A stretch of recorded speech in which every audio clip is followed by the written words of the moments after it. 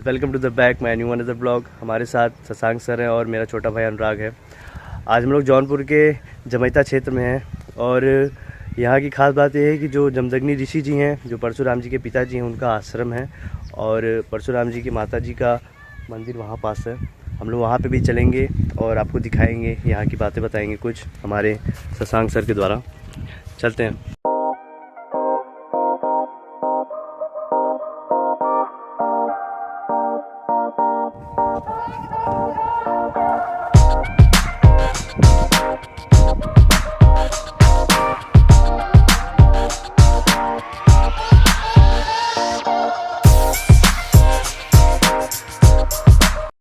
तो दोस्तों, जो ये जमैथा गांव है, ये परशुराम जी के पिता जमदग्नि जी का आश्रम है। और आप लोग लगभग भारत में सभी परशुराम जी के नाम से परिचित होंगे, क्योंकि ये भगवान विष्णु के अवतार हैं और इनका जो स्थान है रामायण में भी है, महाभारत में भी है। इनकी कहानियाँ लगभग हर घरों में सुनाई जाती हैं। तो आज हम लोग परशुराम जी के ऊपर ज़्यादा बात ना करते हुए उनके पिताजी के ऊपर बात करेंगे कि क्योंकि ये जो क्षेत्र है उनके पिताजी का ही तपोस्थली है। ये जौनपुर में जो जमैथा गांव है, उन्हीं के नाम से, जमदग्नि के नाम से ही जमैथा का नाम पड़ा है। और यहाँ पे आप ये जो देख रहे हैं, ये उन्हीं का आश्रम है। और उस तरफ अगर आप देखेंगे तो वहाँ पे उनकी पत्नी का जो मंदिर है वो है। तो उसके बाद हम लोग कहानी सुनाते हैं इस स्थान से जुड़ी हुई कि जमदग्नि जी यहाँ पे जो है, उनका जो आश्रम है, यहाँ पे तपस्या करते थे। उनकी पत्नी रहती थी, उनके बच्चे यहाँ पे पले बड़े हैं। परशुराम जी अपने बाकी के 4 भाइयों के साथ यहीं पे पले बड़े हैं। तो जो ये मंदिर है, इसकी कहानी ये है कि जमदग्नि ऋषि जी एक बार तपस्या कर रहे थे और पूजा पाठ के लिए जो माता रेणुका है वो गई थी गोमती नदी से पानी लेने के लिए। तो सामने देख रहे हैं गोमती नदी भी बह रही है। तो यहीं से वो पानी लेने गई और एक राजा थे चित्ररथ, जो अपनी कुछ रानियों के साथ एक नौका विहार पे क्रीड़ा खेल रहे थे। तो महारानी जो माता रेणुका थी, इन लोगों का जो ये दृश्य देखकर वहाँ पे कुछ देर रुक गई और उनका ध्यान जो था अपने पति से हट गया। और उनको ये ध्यान नहीं रहा कि उनको जल लेकर ऊपर जाना है लेकर। तो इससे वो जब विचलित हुई तो जमदग्नि जी के पूजा पाठ में जो है वो विलम्ब हुआ। तो वो जब पहुँची तो अपने तपोबल से जमदग्नि जी जान गए थे कि क्यों इनको इतना विलम्ब हुआ, ये हमारा जो कार्य छोड़कर वहाँ पे अन्य कार्यों को देखने लगी। तो इससे वो नाराज़ हुए। तो उन्होंने अपने सभी 5 पुत्रों को बुलाया और सभी को आदेश दिया कि आप अपने माता का सर धड़ से अलग करिए, सिर काट के हमको अर्पित करिए। तो उनके जो बाकी के 4 ज्येष्ठ पुत्र थे, परशुराम के बाकी 4 भाई, वो लोग माँ के साथ ऐसा नहीं कर पाए।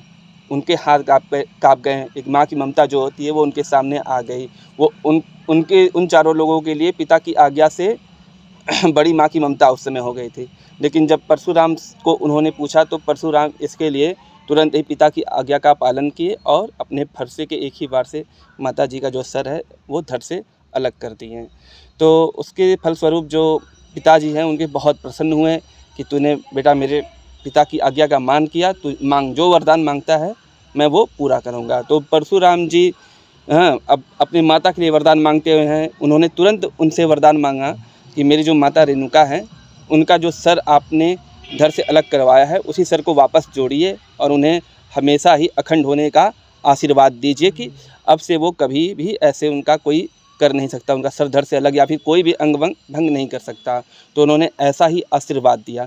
तब से जो रेणुका जी हैं वो अखंड माता के नाम से जानी गई हैं और उसी अखंड नाम से यहाँ पे जो मंदिर है उसका नाम भी अखंड माता मंदिर था, जो कि समय के साथ साथ यहाँ की जो स्थानीय भाषा में परिवर्तित होकर अखड़ो माता मंदिर के नाम से जाना जाता है।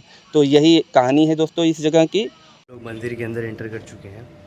यहाँ पे धीमे हमें इसलिए बोलना पड़ रहा है क्योंकि वहाँ पे कुछ साधु जी लोग वार्तालाप कर रहे हैं, पीछे आप लोग देख सकते हैं। और हमें मंदिर में आए हैं हम लोग और इधर हनुमान जी का मंदिर और शंकर जी का मंदिर है।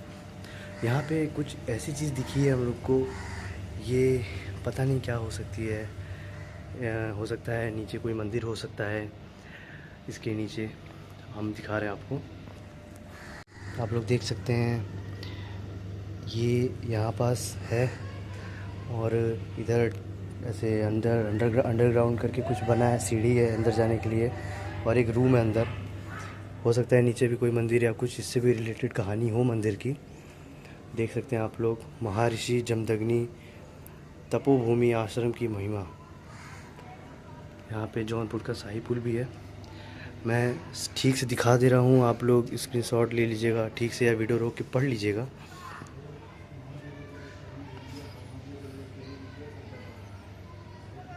मैं ये पार्ट भी दिखा दे रहा हूँ।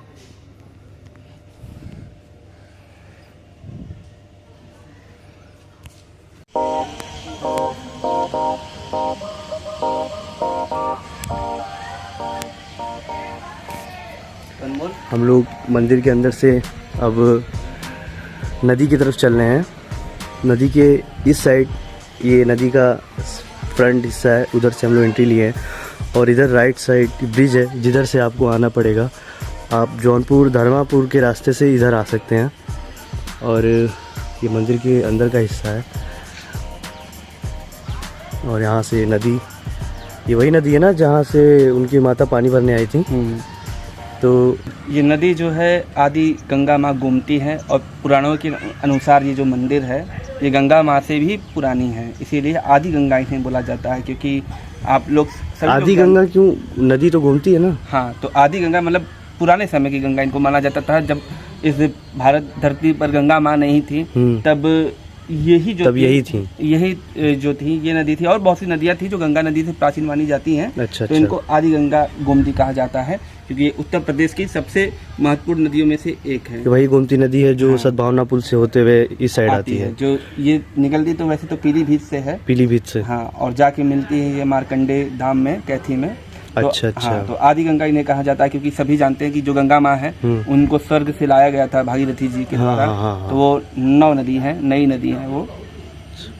तो वो जो सामने मंदिर है वो तो बताए थे आपको पहले ही कि वो रेणुका माता जी का मंदिर है। वहाँ भी चले, हम लोग वहाँ भी चलते हैं और रेणुका माता जी के मंदिर में भी आपको दिखाते हैं कि वहाँ पे कैसा मंदिर है। वो भी बन रहा है मेरे ख्याल से। चलिए चलते हैं।